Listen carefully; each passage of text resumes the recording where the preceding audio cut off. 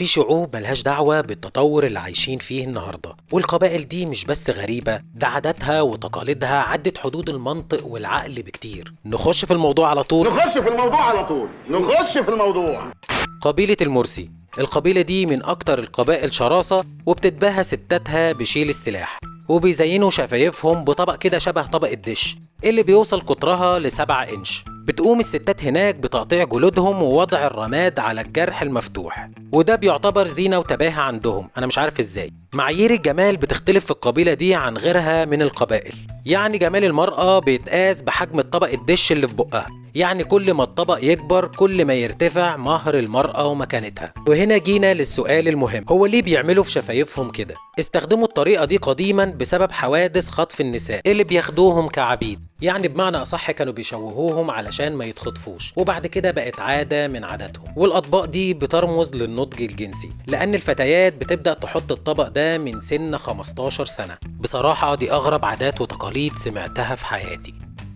أنا إبراهيم، لو عجبك محتوايا ادعمني بلايك واشتراك. اللهم صل وسلم وبارك على سيدنا محمد. بسم الله، يلا بينا نكمل حلقتنا النهاردة. قبيلة الفدومة أو شعب النعامة، القبيلة دي بتعيش في شمال زيمبابوي على ضفاف نهر زامبيزي. والقبيلة دي عندهم حالة وراثية نادرة، وهي انعدام الأصابع اللي بيسموها بأبو صباعين أو أقدام النعامة. ودي حالة وراثية بسبب عادات القبيلة الشديدة اللي بتمنع الجواز من خارج القبيلة، يعني الزواج بيكون بين أفراد القبيلة وبس.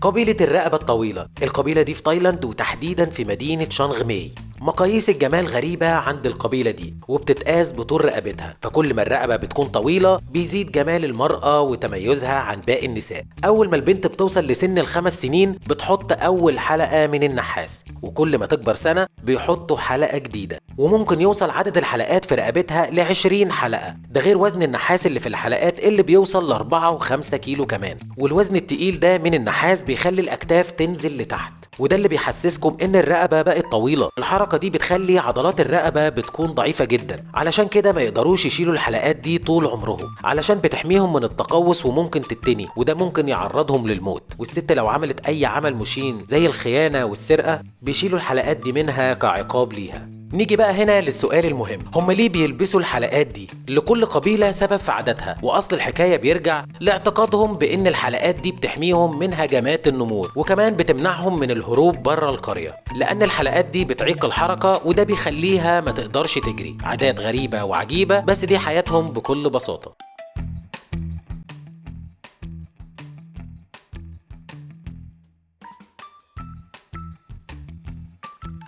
قبيلة الهمر، قبيلة بتتميز بطقوسها الغريبة والعجيبة. طب تصدقوا ان العنف ضد النساء في القبيلة دي حاجة حلوة، والستات بتروح للرجال علشان تنضرب، وده بيعتبر من الطقوس الأساسية للجواز عندهم. أكيد ده كله راجع من طريقة تفكيرهم. طب تخيل الناس دي بتاكل ايه؟ الفطار بتاعهم الرئيسي الحليب. طبعا انت هتقولي على طول ما هو طبيعيين اهو بيشربوا لبن زينا عادي.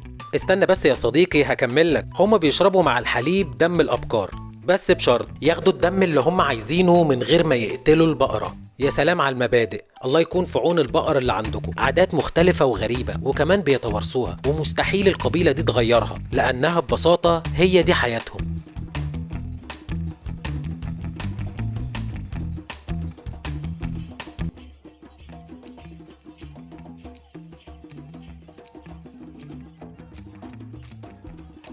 قبيلة داني الأندونيسية، القبيلة دي غريبة في كل حاجة وفي أي حاجة، ومن عاداتهم إنهم بيجبروا الستات تقطع جزء من صوابعها للتعبير عن الحزن الشديد لو في حد من الأسرة دي مات. ومن عاداتهم تحنيط المحاربين القدماء والأقوياء، وده بالنسبة لهم رمز للفخر والاعتزاز. أما بقى بالنسبة للرجال فبيلبسوا قطعة واحدة صغيرة. طبعا أنا مش هقدر أعرض لكم حاجة بالنسبة للموضوع ده، والقطعة دي بيسموها كوتيكا. أما بقى الستات عندهم نظرة متحررة بالنسبة لللبس، فبيلبسوا فساتين مصنوعة من الألياف الساحلية المتزينة بالأكياس والقش، وفي قطعة تانية بيلبسوها في الراس اسمها نوكين. عالم مختلف وغريب فعلا، سواء قبلته أو لا فهي حياتهم بكل بساطة. قبيلة الساساك الأندونيسية، القبيلة دي غريبة جدا وخصوصا في الجواز. عندهم عادة غريبة وهي عادة خطف العروسة. يعني لو الشاب قدر يخطف البنت اللي عايز يتجوزها يبقى كده الجوازة تمت ومعترف بيها، ولو معرفش يخطفها يبقى راحت عليه الجوازة. القبيلة دي عايزة واحد حرامي مش عريس. قبيلة السساك حريصة جدا على عاداتها وتقاليدها، ومن عاداتهم الغريبة أرضيات البيوت لازم ولابد تكون كلها من روث الأبقار، يعني مش سيراميك ولا بلاط ولا الكلام الفاضي ده، لا ده بتبيل بقر، أكيد بيناموا على الريحة. وفي عادات غريبة لما بيبنوا بيت مدخل البيت بتاعهم بيكون منخفض، يعني اللي داخل البيت لازم يوطي دماغه وهو داخل، وده عندهم بيعتبر احترام وتقدير لسكان البيت ده. تخيل نفسك توطي وانت داخل تلاقي ريحة الأرضية مقابلاك في وشك. الحمد لله ان انا مش من القبيلة دي.